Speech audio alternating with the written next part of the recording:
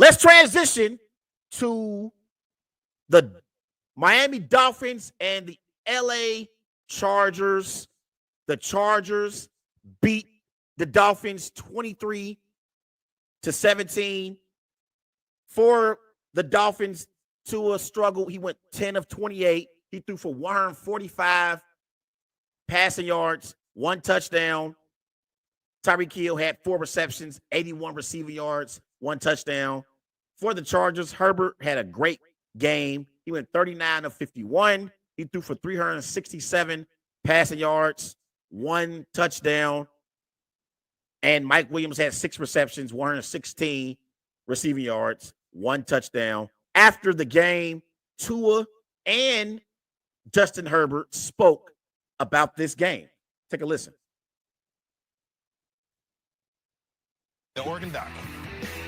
We got to keep going. If we want to get to where we want to go, it starts tomorrow. It starts with watching the film, fixing our mistakes, looking at what we did well and correcting that. And, I think there is a lot of football left to be played. We're going to get some guys healthy, get some guys back. So just got to keep rolling. I think this is just another opportunity for us as a team, to face this and look at it head on, and learn from it. There's no other way that you can go around it. We'll look at it straight in the eye and see what we can learn from this. And we got to turn the page quick because we're playing a really good team next week as well. These would make great stocking stuff.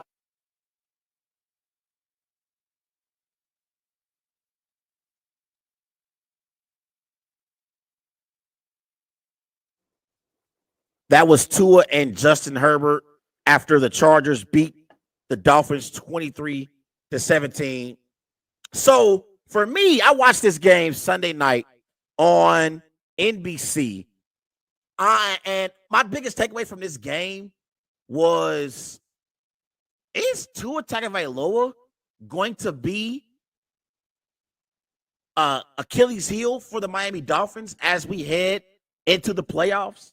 Because I look at Tua in this game, Tua to go 10 for 28 and have 145 passing yards was pathetic. Like, Tua was awful in this game. And it makes you wonder, when you look at the Miami Dolphins as a football team, we love the job that Mike McDaniel has done so far this season,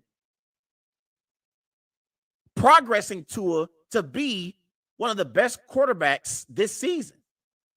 And honestly, the Dolphins offensively, they got weapons. You got Jalen Waddle. You got Tyreek Hill. You got Mostert in the backfield. So the Dolphins have what it takes to be an elite offense. And we know that their defense is middle of the pack. They're middle of the pack defensively. So I believe that when you look at this Dolphins football team, the biggest question mark has to be Tua Tagovailoa. Ladies and gentlemen, at one point in this game, Tua, in the third quarter, he was 3 of 17 for 25 passing yards. That was in the third quarter of this game. And you look at Tua, at the half, his passer rating was 39.6, and he only completed 36% of his passes in this game.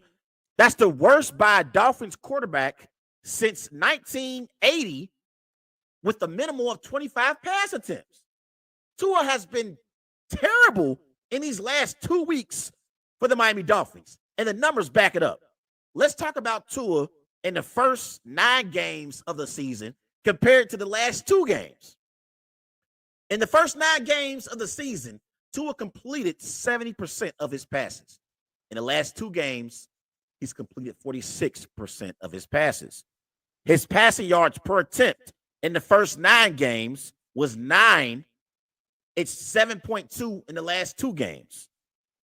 In the first 9 games of the season, he had 19 touchdowns, 3 interceptions, His last 2 games, 3 touchdowns, 2 interceptions.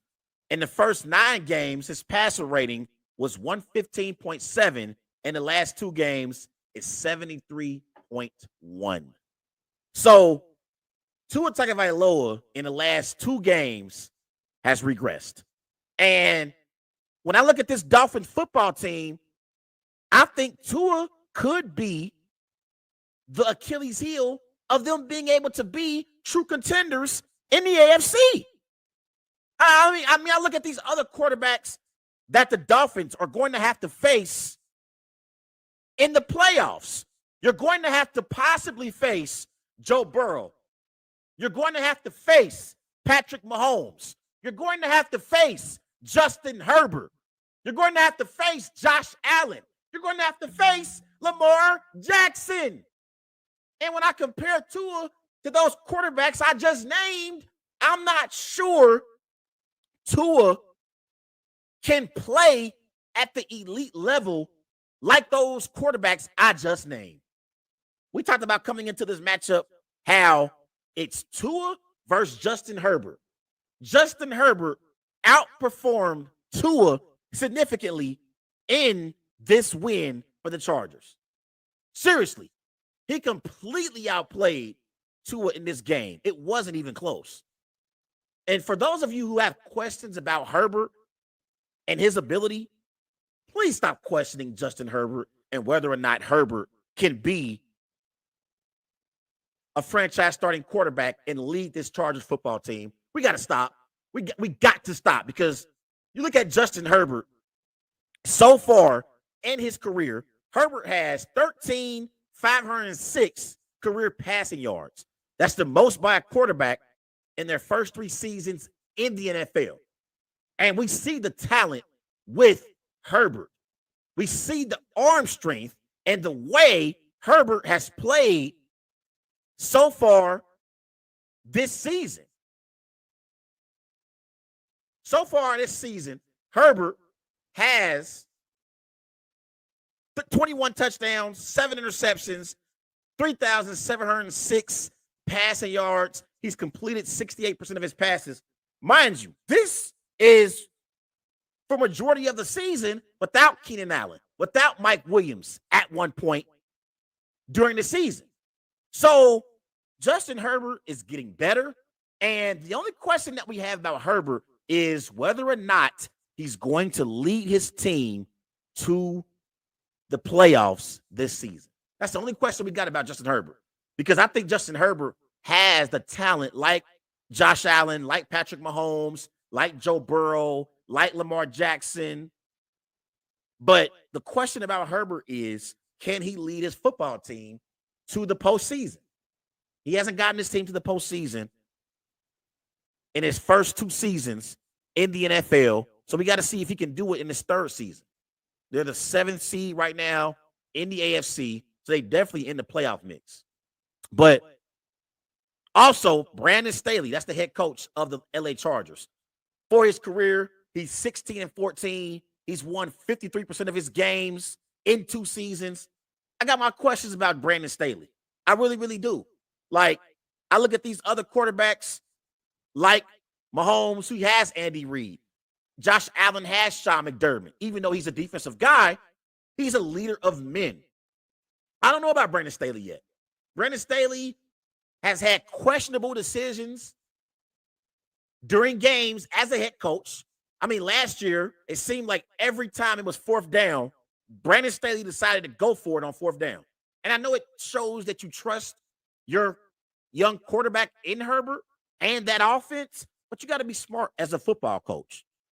So I got my questions about Brandon Staley, but when it comes to Herbert, he has the physical talent and he has athleticism and great arm strength to be an elite quarterback in the NFL. I believe you can win a Super Bowl with Justin Herbert. I'm not so sure if you can win a Super Bowl with Tua Tagovailoa. And shout out to Chargers defensive coordinator Ronaldo Hill, because I thought they had a great game plan against that elite Dolphins offense. We know that the only way you can possibly slow down the Dolphins receivers in Tyreek Hill and Jalen Waddle is to get physical. You got to get physical with them. And I thought they did a hell of a job in this game, even with players out. That's why I was so disappointed with Tua, because the Chargers defensively, they had players that were out in this football game. They weren't at full strength. And Tua couldn't even throw for 150 passing yards. So this 3-game stretch for the Dolphins is telling me a lot about Tua Tagovailoa. They lost last week to the 49ers. Tua struggled in that game. He struggled in this matchup in week 14 against the Chargers. They have another AFC East battle in week 15 in Buffalo. So I know it may sound crazy, but even right now at 8-5, the Dolphins could miss the playoffs. They could miss the playoffs. This is the Dolphins' final 4 games. They are at Buffalo in week 15. They're home against the Packers in week 16. You know which Aaron Rodgers is going to show up. They're at New England in week 17. That should be a win. And then they're home against the Jets in week 18. That's not a guaranteed win for the Dolphins, especially not the way Tua is playing right now. We know how elite that Jets defense is. So even at 8-5, Dolphins playoff hopes could be in jeopardy. I still expect them to make the playoffs, but the way Tua has been playing has not been impressive for the Miami Dolphins.